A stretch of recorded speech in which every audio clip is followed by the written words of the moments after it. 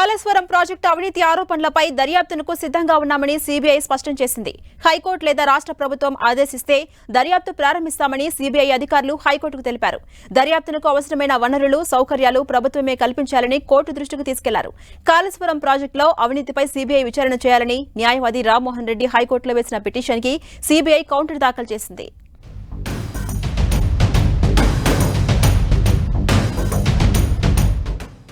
కాళేశ్వరం ప్రాజెక్టులో అవినీతిపై సీబీఐ విచారణ జరపాలని హైకోర్టులో నమోదైన పిటిషన్పై సీబీఐ క్లారిటీ ఇచ్చింది. హైకోర్టు ఆదేశిస్తే కాళేశ్వరం ప్రాజెక్టులో అవినీతి ఆరోపణలపై దర్యాప్తు చేయడానికి సిద్ధంగా ఉన్నామని సీబీఐ తెలిపింది. ఈ వ్యవహారంపై రాష్ట్ర ప్రభుత్వం నుంచి ఇప్పటి వరకు తమకు ఎలాంటి సమాచారం అందలేదని హైకోర్టుకు తెలిపింది సీబీఐ. కాళేశ్వరంలో అవినీతిపై దర్యాప్తు చేయాలని ఎన్నికలకు ముందు కాంగ్రెస్ నేత నిరంజన్ పిటిషన్ దాఖలు చేశారు. దీనిపై విచారణ జరిపిన హైకోర్టు రాష్ట్ర ప్రభుత్వంతో పాటు సీబీఐ కౌంటర్ దాఖలు చేయాలని ఆదేశించింది. దీంతో సీబీఐ హైదరాబాద్ విభాగం హెడ్ కళ్యాణ్ చక్రవర్తి కౌంటర్ దాఖలు చేశారు.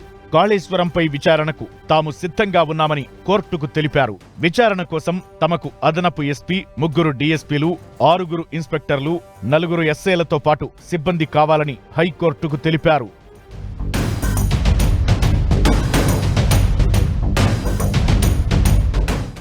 కాళేశ్వరం ప్రాజెక్టు కోసం రుణాలిచ్చిన బ్యాంకుల కన్సార్షియం నుంచి ఎలాంటి ఫిర్యాదు అందలేదని హైకోర్టుకు సీబీఐ తెలిపింది. కాళేశ్వరంలో అవినీతి జరిగిందన్న ఆరోపణలపై నేరుగా జోక్యం చేసుకుని దర్యాప్తు చేసే అంశంపై సీబీఐకి పరిమితులున్నాయని తెలిపింది.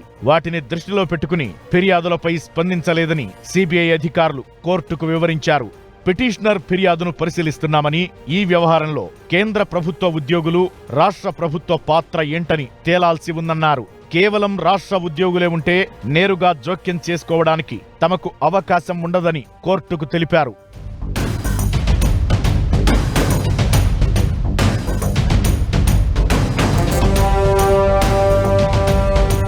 ఇటీవల కాళేశ్వరం ప్రాజెక్టు పరిధిలోని నీటిపారుదల శాఖ కార్యాలయాల్లో విజిలెన్స్ అధికారులు సోదాలు నిర్వహించారు. మేడిగడ్డ బ్యారేజీ కుంగుబాటుపై విజిలెన్స్ విచారణకు తెలంగాణ ప్రభుత్వం ఆదేశించడంతో ఈ చర్యలు చేపట్టారు.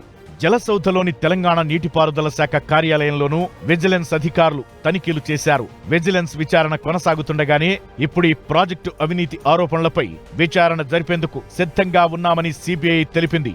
సీబీఐ కౌంటర్ను పరిశీలించిన హైకోర్టు ఫిబ్రవరి 2న మరోసారి విచారణ జరుపుతామని విచారణను వాయిదా వేసింది.